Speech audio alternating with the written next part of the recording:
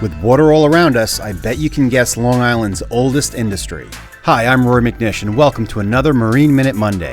The waters surrounding Long Island are home to many commercially important fish, such as bluefish, striped bass, and swordfish.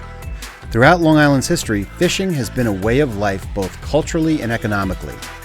This remains true today, especially along the coast of the island, where we have thousands of people involved in a multi-million-dollar industry. In many ways, fishermen are in the business of managing their resource. They are watchful about size, being careful not to take a fish that is undersized and has not had the opportunity to spawn and reproduce. So next time you pick out a blue at the fish market, consider yourself part of a unique tradition and Long Island's oldest industry. This has been a Marine Minute Monday, produced by Cornell Cooperative Extension Marine Program of Suffolk County.